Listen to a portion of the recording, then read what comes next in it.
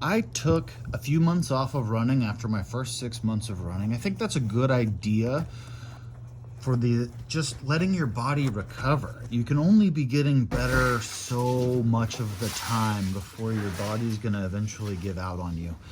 So I didn't really have an injury or anything. I just felt my body tightening up too much. So I spent a few months focusing on yoga and mobility. And then at the end of March, I decided to test myself because I knew in April I was going to really start running again. So at the end of March, I came in on the 27th and knocked out my 5K PR. I clocked a time of 31:27. And then 2 days later, I tried to PR my 1 mile, and I clocked that at 8 minutes and 26 seconds. Since then, I've had some pretty vast improvement, but we'll get to that later. My first month back into training, I ended up clocking 57.81 miles. And you can see I don't really push the pace a whole lot. I'm really happy in this 11-minute range, 11 and a half, 11:15. I'm really comfortable there. A couple times I went for some speed, but for the most part, I do the bulk of my mileage in this low heart rate, easier pace. On the 7th, I start out with a 5K, 10:58. A little fast for me, but not necessarily fast. Over here on the 10th, 2.41 miles. That was doing intervals though. So that 8:17 is not necessarily authentic. Here on the 12th, I do another 5K, 10:43. Again, on the faster side, but not necessarily setting any records. Later in the week, I do 8 miles for the first time, 11:22 pace. And that's what I'm starting to learn, that I can really run forever right around there. 2 days later, I break out some intervals, 1.92, get to moving pretty quick. Sunday, moving into the 10Ks, 15Ks, 7.90 miles on Sunday at 11:25 pace. Then a nice slow recovery run before I break into another long run, 9.32 miles. That's my first ever 15K right there. And then another 5K-ish, 3.66 miles on a Saturday, on to 7.06. At this point, what I'm really trying to do is extend the length of my long runs, but I'm also not trying to have my long runs ever really represent more than, 35% of my mileage, a third-ish. 28th, 5.13 miles, 11:16 pace, nice and easy. And then I feel like running another 5K, and I feel like doing it fast. So 3.13 miles, 8:40. I'm gonna have to look up the time on that, but I'll show it on the screen. And I think that's my new 5K PR pace after 1 month. Here we go, May 2020, second month of this training block, and I'm already breaking 100 miles for the first time.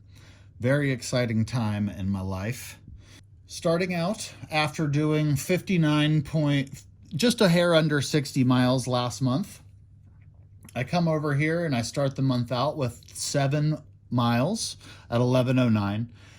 I'm starting to ride my bike for the first time, so I'll denote some of my cross training with some bike rides here, and then just minutes. I'm not really ever hauling ass when I'm riding the bike. I'm just cruising. Here I set my 10K PR. The time that I took as my 10K PR is 1 hour and 7 minutes and 57 seconds. I went on a 6.33 mile run at 10:59 pace in general. Strava does a good job of pulling your fastest time. So if I went and ran a marathon, it would pull my fastest 10K out if I happened to break my 10K pace. On the 5th, 4.77 miles, 10:26. That's starting to show up in some speed. I'm not necessarily trying really hard to run fast. That speed and foot turnover is just starting to present itself. Then this is my first 20K, 12.5 miles at 11:34 pace. Last month, I learned that 11:34, 11:15 is my I can run this all day pace. And this is when I start really testing that. I'm gearing up for my first half marathon here later in the month. And so I'm trying really hard to get my legs within 10% of that distance. So when I go for that for the very first time, I can run it hard and fast. On the 9th, I do 4 miles at 11:4. And then Sundays, Sunday 10K. I started really enjoying these Sunday 10Ks, and I took the opportunity to turn it up a little bit every time. Since the rest of my mileage is fairly low, a little higher heart rate training is definitely good, working on the cadence and foot turnover. So 80% of my mileage is certainly what I would consider on the nice and easy spectrum. But I'm saving that energy and I'm using it for really putting some speed out there. I'm going to keep everything else low except for my big half marathon effort later in the month. A couple days later, I do 7.23 miles at 11:17. A couple days later, a little bit more speed. Thursday is starting to be a bit of a speed day as well, but really more about setting distances. Thursday is my long run day on this training block. So you can see that I hit my first, my 15K PR here at 1:41:46. I ran that whole 9.66 miles at an average pace of 10:57.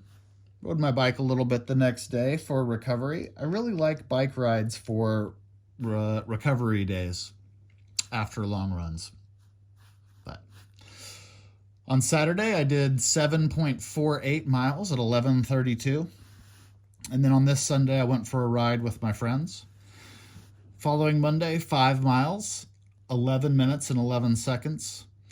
And then Tuesday, I do what I really, really love, and I'm looking forward to doing more as I'm training for Imogene Pass, is Cedar Ridge Preserve. So I went and did Urban Hills, the best thing I could find in North Texas, 3.90 miles at 12:40 pace.